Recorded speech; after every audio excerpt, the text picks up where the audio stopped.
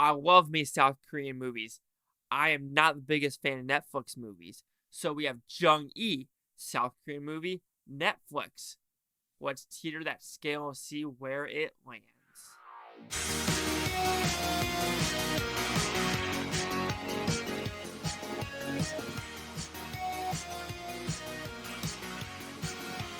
Chase Lehocky here with the Blue Futon reviewing Jung-Hee. So what's this movie about? We are way in the future with this one. Apparently, what happened to the world?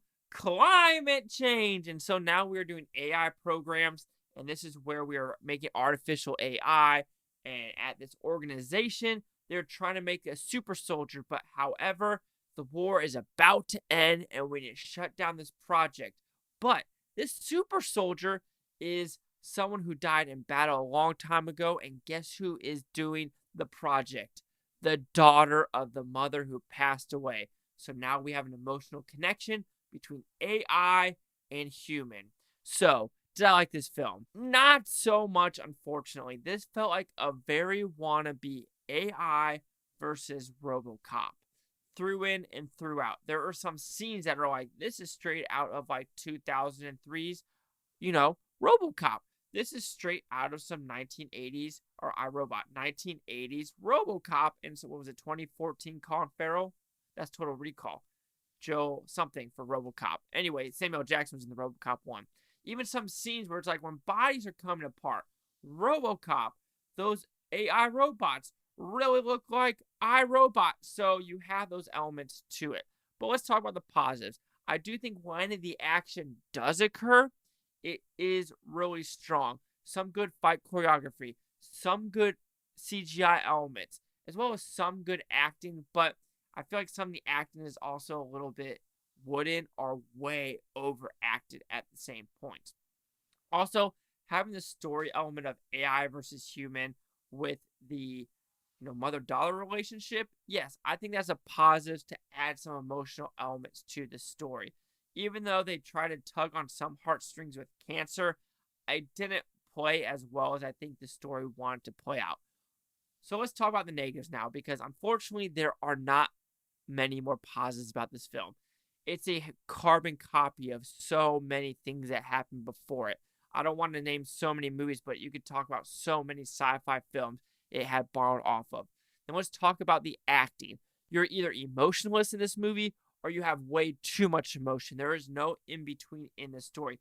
The daughter character, not a single smile. She doesn't rarely yell in this film except the very end. Then you have this one, chairman person in this film that is completely just straight emotion out of a freaking comic book or a clown or just over the freaking top. You're just like, calm down. I cannot take that character seriously, but I also can't take these straight-faced characters seriously because it's like, I need something to connect with either one of these characters, and I really can't. Yes, there's also commentary about how people die, but it really doesn't make sense about, the type A, B, C, about the emotions. What if you just want to cremate someone? Why can't that be an option? I just want to be cremated and be put in a jar next to another loved family member. But that's not an option in this film, so it really limits to, like, me thinking about what this movie actually shows.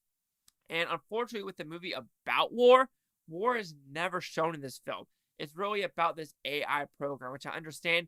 But when you're telling me there's been a huge freaking war between so many people and also climate change stuff, and you don't give me stakes of what has actually happened, yeah, you see the aftermath of homelessness and, refugees. But I want to know why this war happened, what is going on in the background, but you're never given that opportunity. And it feels very rushed at the end of the film. This is only about an hour and a half movie, but literally the first, I want to say, hour and 5 minutes is a story about making the perfect robot. We're on number 17. We're on number 18. We're on number 19. Oh, wait, what's this new brain membrane thing?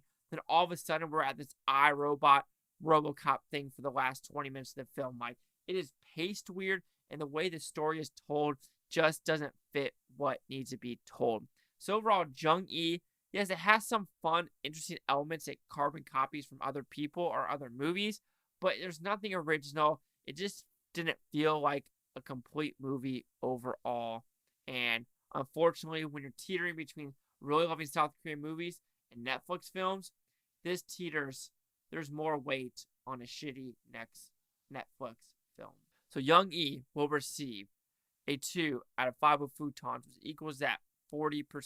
We'll see the critics' news scores gave this one. So we have critics a 60% with 10 of them. Audience score is 67% with fewer than 50. No critic consensus. Oh my god, that's a lot higher than I thought personally. I was thinking it was going to be a lot lower. Damn. Shows that maybe I'm just a stupid critic. That no one should listen to me. 60, 67, 40. Chase out with the Blue Futon. Like, comment, subscribe. One more thing is Futonotopia. You Futons, thank you for watching. Have a great day. Seriously, I was expecting around between the 40 and 50 range. I'm kind of shocked. Shocked, boy.